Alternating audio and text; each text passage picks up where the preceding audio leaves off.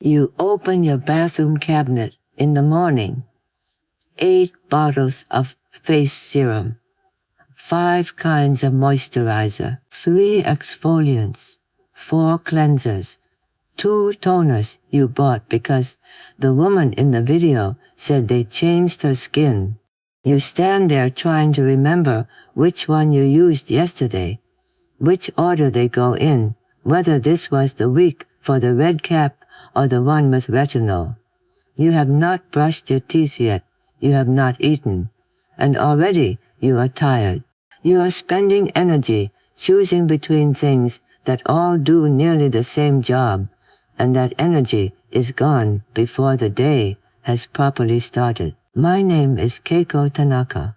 I am a 78-year-old woman who has lived in Kanazawa for over 50 years, and I spent 20 years learning to let go of what does not serve. The answer is not finding better products, it is stopping. Fewer choices, fewer decisions, more peace.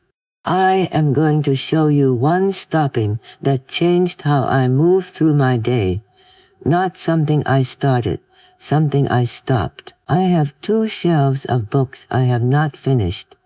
20 years ago I had 4 shelves, and most of those I never started.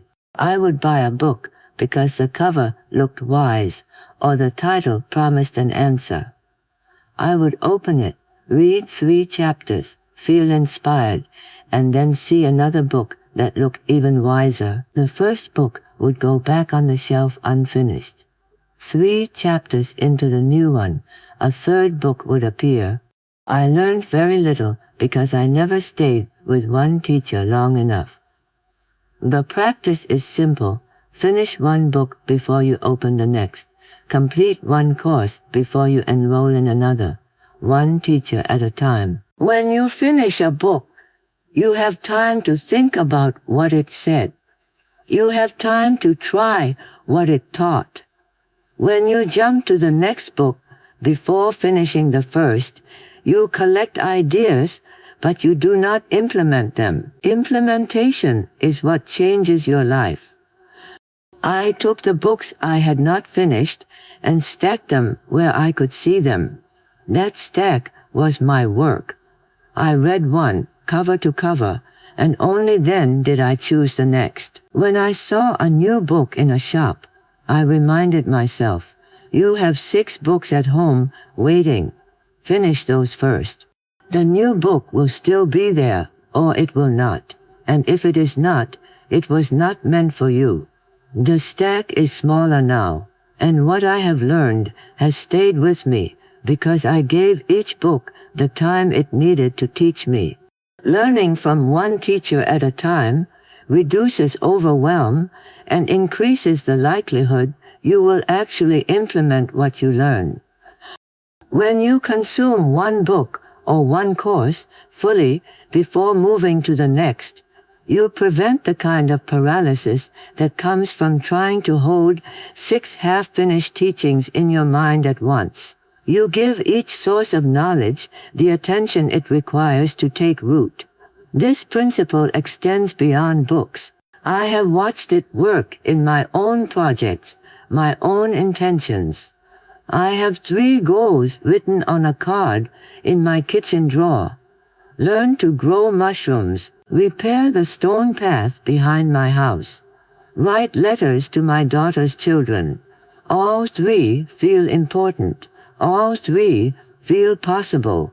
And yet I have made no progress on any of them in 6 months because every week I work a little on one, a little on another, and by the end of the week I am tired and nothing is finished. This is what happens when you chase 3 things at once. Your attention scatters, your energy spreads thin, and none of the goals receives enough of you to move forward. The practice is this. Choose one goal, pursue it fully, then choose the next. This feels wasteful at first. You think you are neglecting the other 2, but you are not. You are giving the first goal what it needs to actually get done. Concentration of effort is what achieves things. Scattered effort makes you feel busy while accomplishing little. When I finally chose one goal, I chose the stone path. I worked on it for 3 weeks. I gathered stones from the creek bed one afternoon at a time, set them in place, filled the gaps with gravel, tested the footing. At the end of 3 weeks, the path was finished. Then I began the mushroom project. That took 2 months. Now I am writing the letters. The question is how to choose which goal should come first.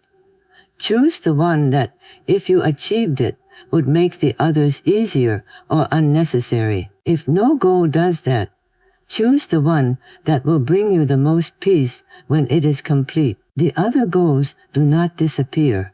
They wait. And when you turn to them, you will give them the same full attention, and they too will get done. Setting one goal at a time instead of 3 to 6 goals simultaneously increases your likelihood of achieving any of them. Focusing all your attention on a single goal removes the dilution of effort that comes from trying to move forward in multiple directions. The research confirms what feels true when you actually try it. 1 goal gets finished. 3 goals stay half done. Your email inbox has become your to-do list. Every message that arrives tells you what to do next. Reply to this, schedule that, attend this meeting, review that document. You open your email in the morning to check one thing, and an hour later you are still there, pulled from task to task by messages that arrived while you were sleeping. The inbox controls your day. You have lost agency over your own time. I stopped letting it do that. The practice is this. Create a folder called Follow Up. When an email arrives that requires action, move it to that folder. Do not reply immediately. Do not let it interrupt what you are doing. Once a week, open the folder and reply to everything in a single session. An hour, maybe 2. Then the folder is empty again. This feels impossible at first. Your mind tells you that urgent things will be missed, that people will be angry, that something important will fall through. But here is what I learned. Most things that feel urgent are not.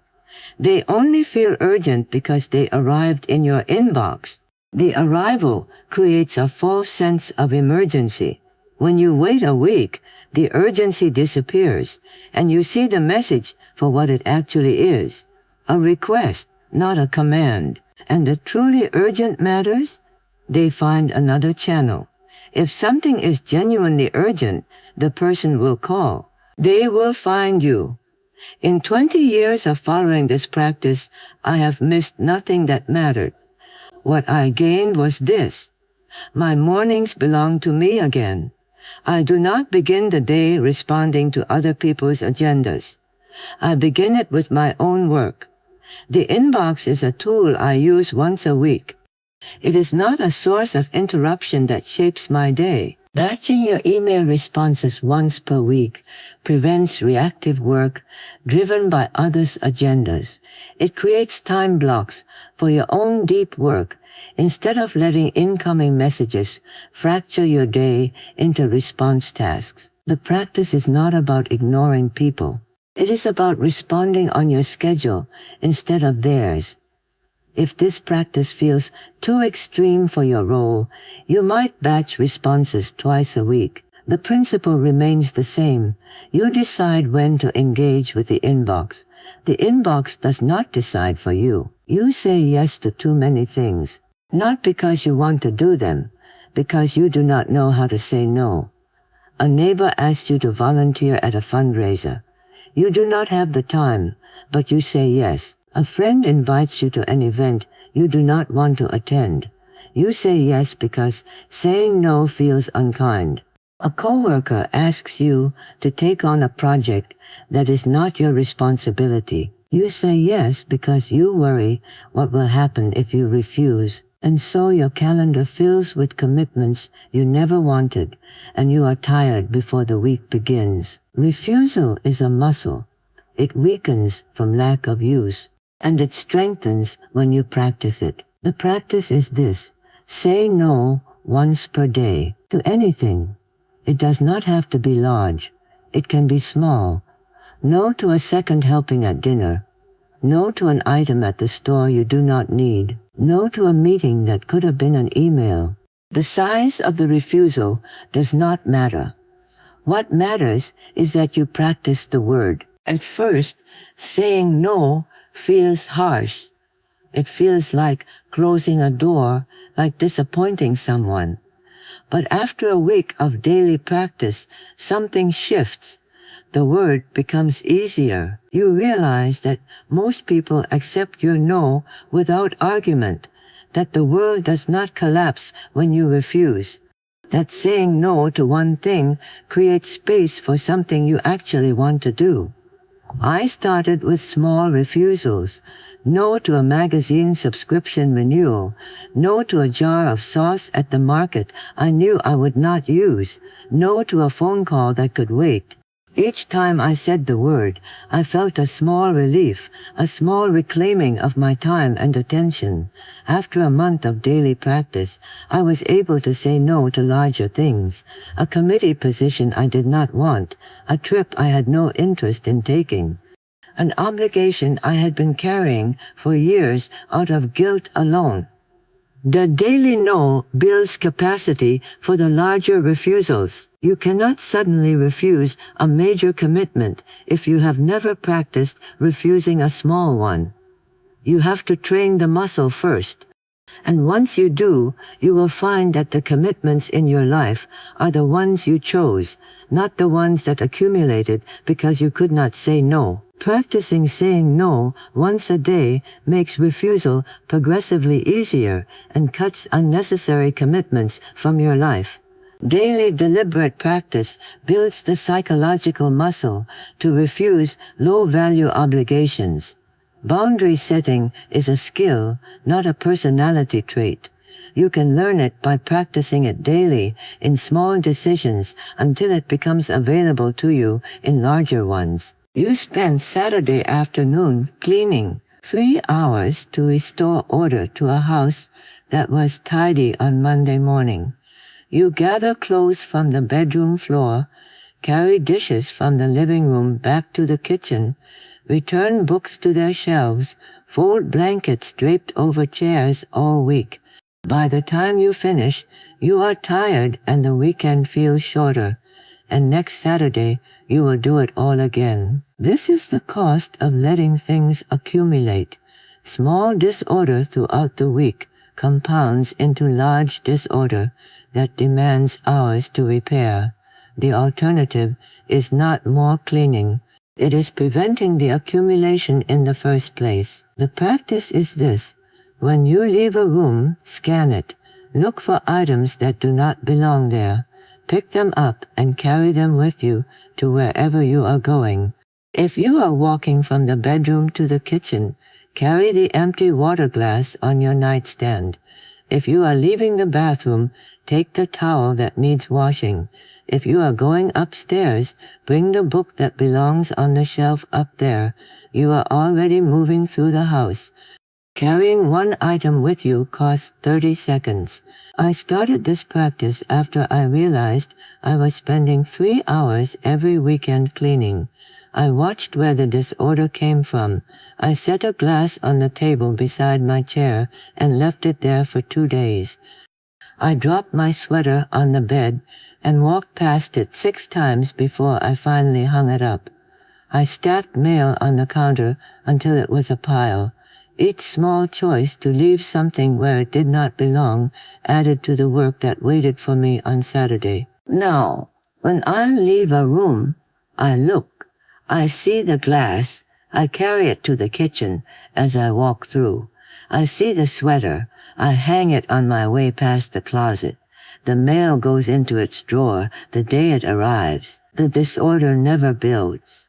And on Saturday, there is no 3-hour cleaning session because the house is already in order.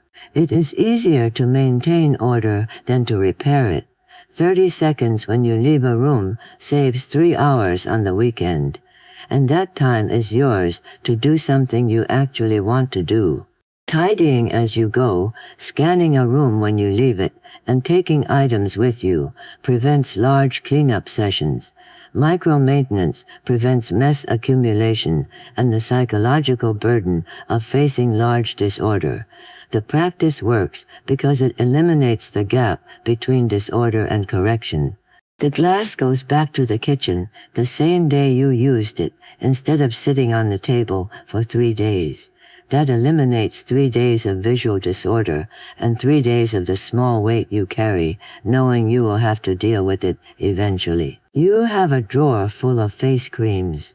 Some you bought 2 years ago and used once. Some you bought last month because a woman in a video said they changed her life. You have serums, oils, toners, exfoliants, masks that promise to tighten your pores, and creams that promise to erase lines, and lotions that promise to brighten dull skin. Every few months you see something new, something that looks better than what you already have, and you buy it. You bring it home, use it twice, and then it joins the others in the drawer. The drawer is full. Your routine takes 20 minutes in the morning, and still you are looking for something better. This is endless experimentation. It costs money, it costs time, and it costs you peace, because every product you try is another decision about whether it is working, whether you should keep using it, whether the next one will finally be the answer. The practice is this: stop experimenting. Identify what works.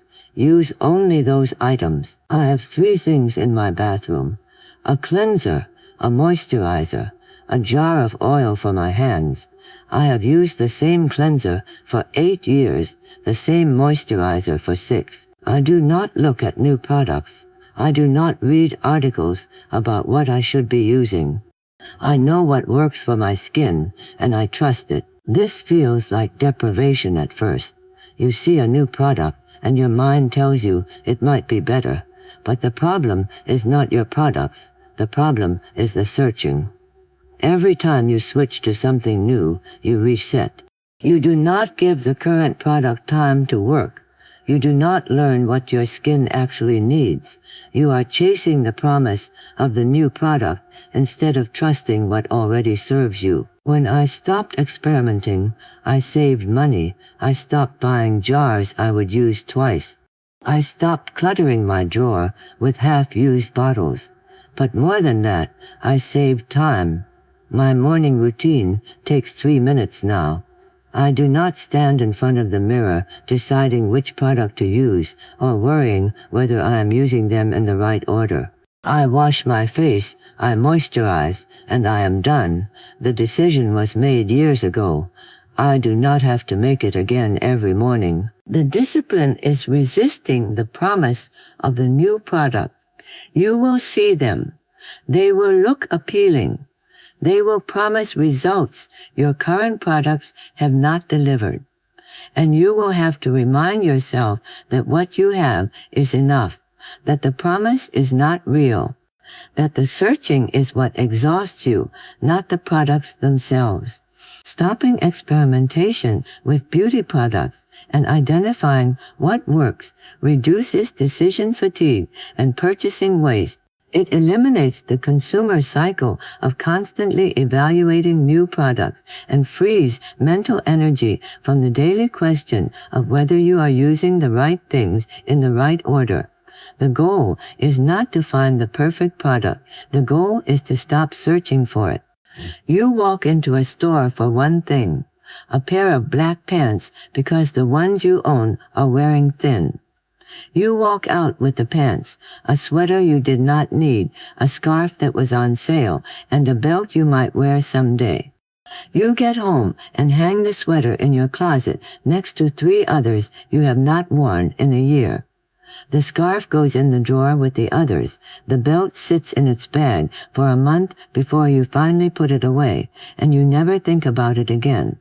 6 months later, you look at those items and feel regret. You spent money on things you do not use, and now they are clutter. You went into the store without a plan, and stores are built to show you things you did not come for. The displays, the lighting, the sale signs, the mannequins wearing complete outfits when you only needed pants. You see those things, and wanting rises in you that was not there 5 minutes ago. The practice is this. Research before you purchase. Plan your shopping trips in advance. Buy only what you intended to buy. When I need something now, I write it down. I do not go to the store immediately. I wait 3 days. If I still need it after 3 days, I research it. I decide exactly what I am looking for, what color, what material, what price I am willing to pay. Then I go to the store with that specific item in mind. I find it, I buy it, and I leave. I do not browse. I do not look at other sections. I do not let the store pull me into wanting things I did not come for. This feels rigid at first.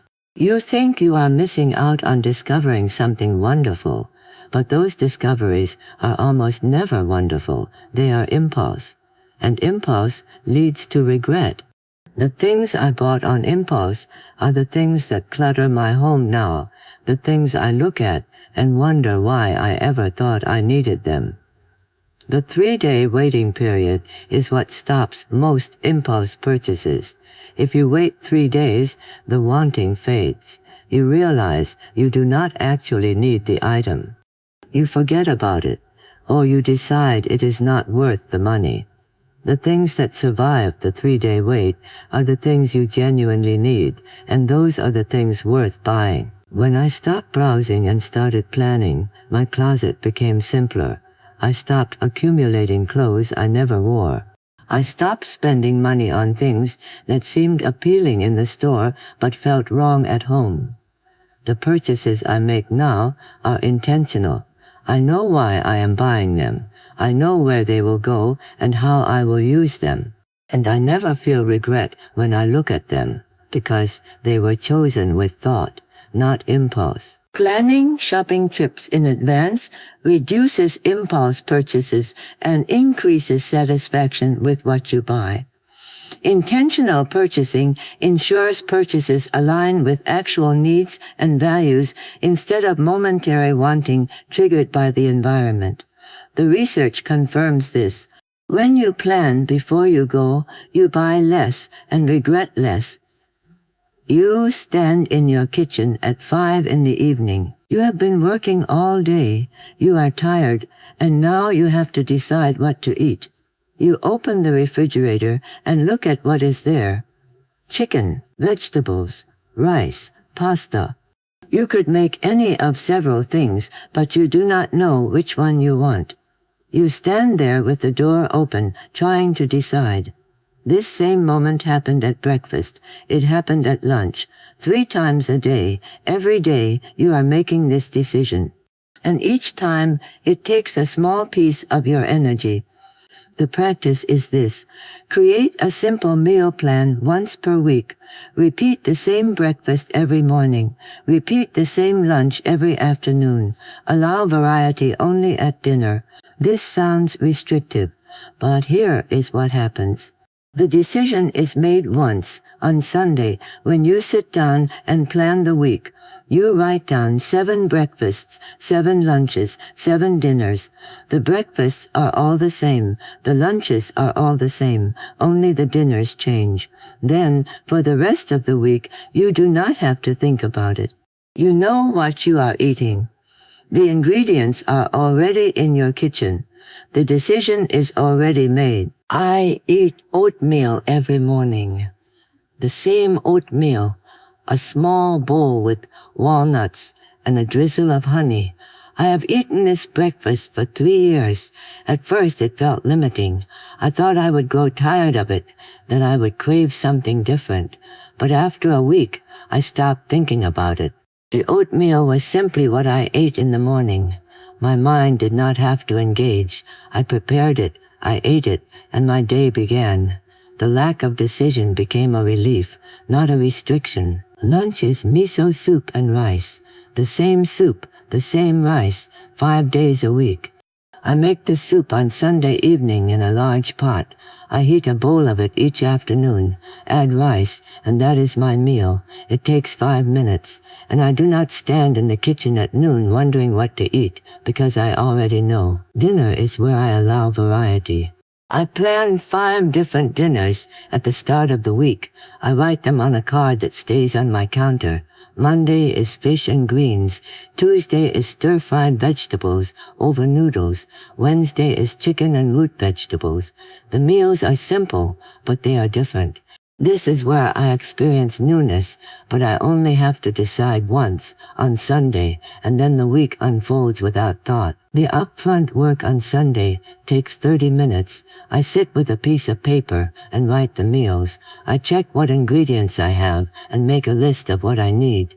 Then I shop once, on Sunday afternoon, and bring everything home. The rest of the week, I do not shop. I do not decide. I simply follow the plan. This practice saves more time than it costs. The 30 minutes on Sunday replaces 3 decisions per day, 7 days a week, 21 decisions. 21 moments of standing in the kitchen, wondering what to eat. All of that is gone, and what replaces it is ease. The discipline is eating the same breakfast and lunch without complaint.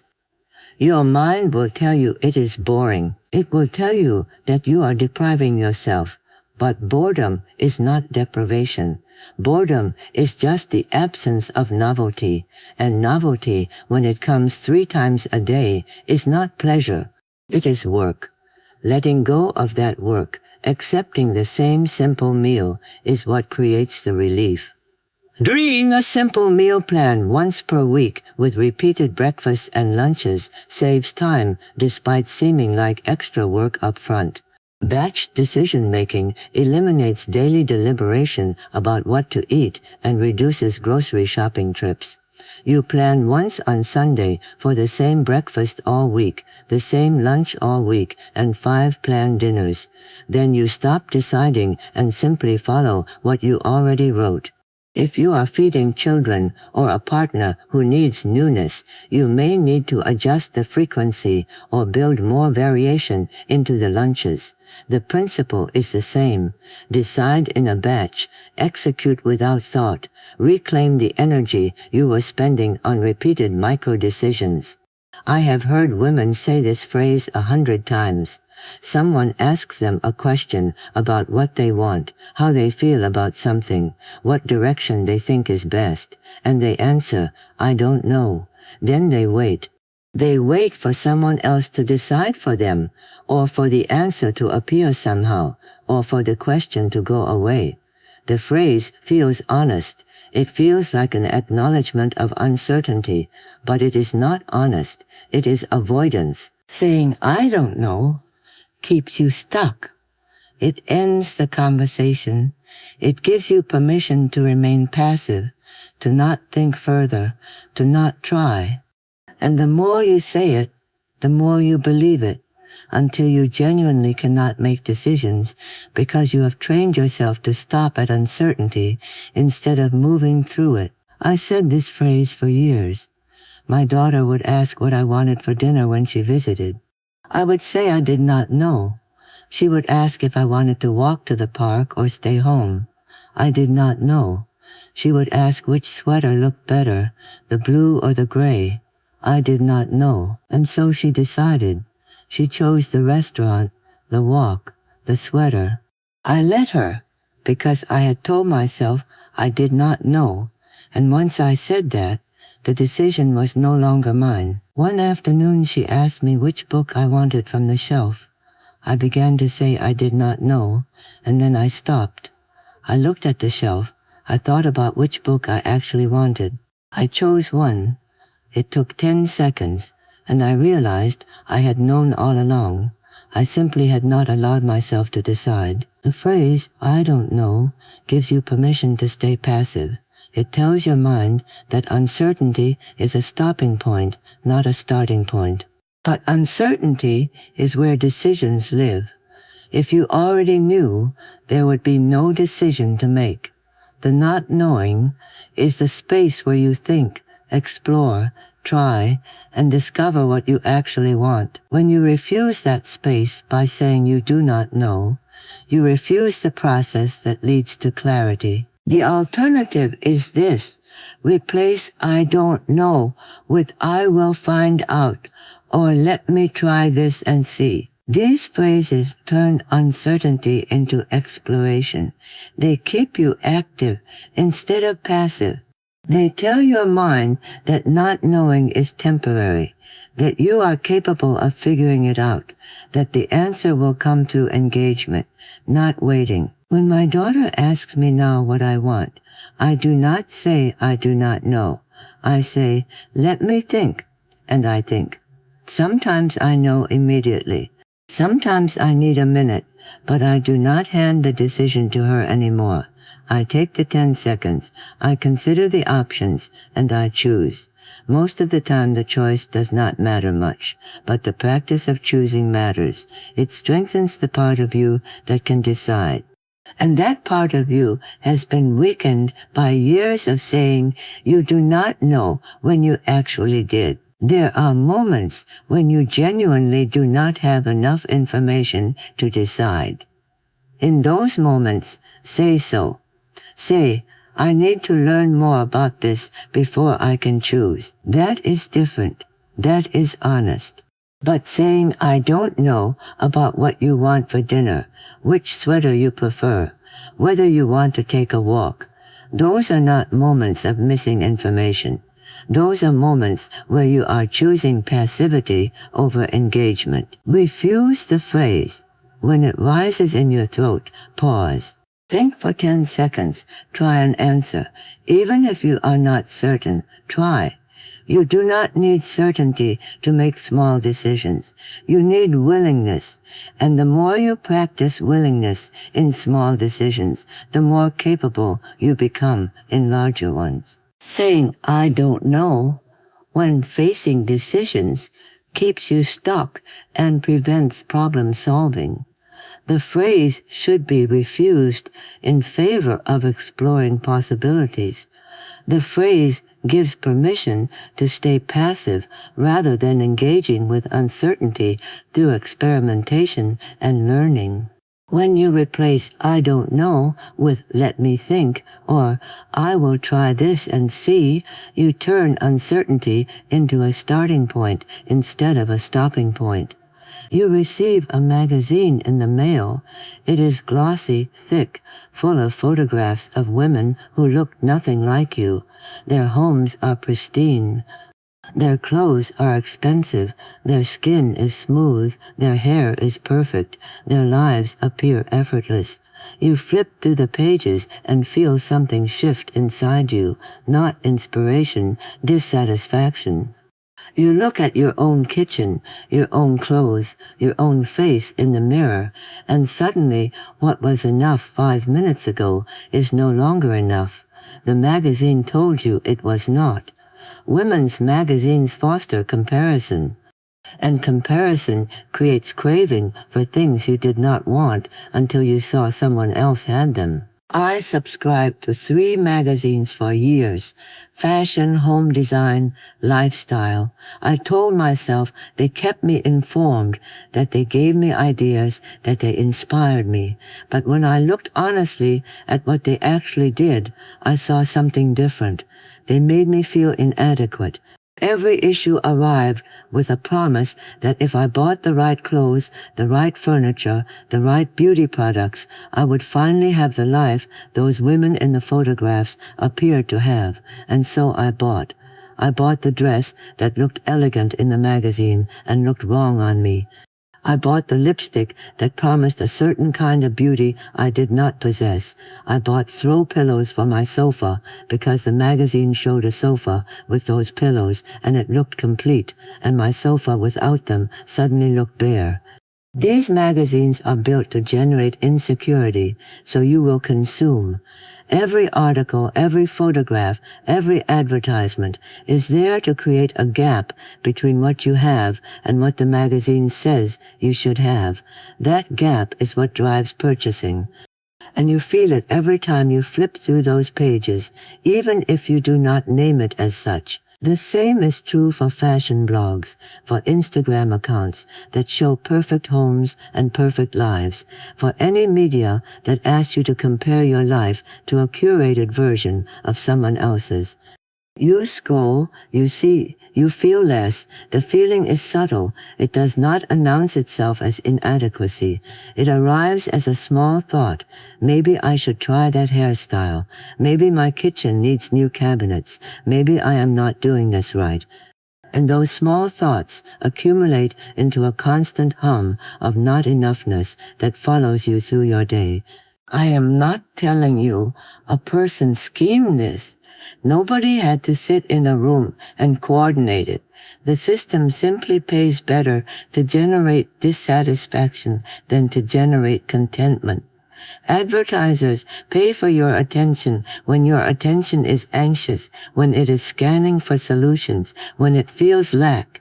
The magazine that makes you feel complete does not sell as many products as the magazine that makes you feel incomplete.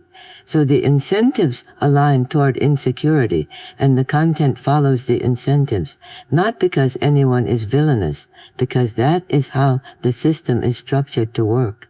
I stopped subscribing to the magazines 5 years ago. I unsubscribed from the blogs. I unfollowed the Instagram accounts that made me feel like my life was lacking. And I waited to see what would happen in the space that opened. What happened was quiet. At first I felt like I was missing something, like I was no longer informed, like I had lost connection to what was current. But after a few weeks, that feeling passed, and what replaced it was peace. I stopped looking at my kitchen and wishing it were different. I stopped standing in front of my closet feeling like I had nothing to wear. I stopped comparing my face to the faces in the photographs, my home to the homes in the magazines, my life to the lives that were being sold to me as the ones I should want. The comparison machine runs on your attention. When you give it your attention, it runs. When you withdraw your attention, it stops. And when it stops, you notice what is actually in front of you, not what is missing, what is here. The practice is simple. Unsubscribe, unfollow, stop purchasing the magazines. When you are in the checkout line at the store and you see them on the rack, do not pick them up. Do not flip through them while you wait. Look away. The images inside those magazines are designed to make you feel something, and what they are designed to make you feel is not contentment, it is lack, and you do not need more lack in your life, you need less. The quiet that returns when the comparison stops is not emptiness, it is clarity. You see your own life without the overlay of someone else's curated version. You see your home, your clothes, your face, your days as they are. And most of the time, what you see is enough. It was always enough. The comparison machine just convinced you it was not. This stopping is not easy because the comparison machine is everywhere. It is in your mailbox, on your phone, in the checkout line, in the conversations women have with each other about what they are buying and where they saw it and who is wearing it. You will have to refuse it again and again. But each refusal makes the next one easier. And eventually, you stop noticing the magazine rack. You stop wondering what the blogs are saying. You stop feeling like you are missing something by not knowing what is current, because you realize that what is current does not matter. What matters is what serves your actual life, and that is something no magazine can tell you. Women's magazines and fashion blogs foster unhealthy comparisons and create artificial cravings rather than adding value. These media formats are designed to generate insecurity, to drive consumption, not to genuinely inform or inspire positive change. When you stop consuming them, the comparison stops, and what was enough before you saw the curated images becomes enough again. Which stopping will you try first? Tell me in the comments. I want to know what you are carrying that you are ready to set down. If you found this helpful, the next video is about what to do when you live with someone who does not want to simplify. It is the natural next step after today. To recap what we covered, learning from one teacher at a time before moving to the next, choosing one goal and finishing it before starting another, batching email responses once a week instead of letting the inbox control your day, practicing saying no once daily to build the refusal muscle, tidying as you go by scanning rooms when you leave them, stopping product experimentation and trusting what already works, planning purchases in advance and waiting 3 days to separate need from impulse, creating a weekly meal plan with repeated breakfasts and lunches, replacing I don't know with exploration, and unsubscribing from comparison media. These stoppings are not restrictions, they are the removal of noise so you can hear what your life is actually asking of you. Small acts of refusal accumulate into a life that is yours.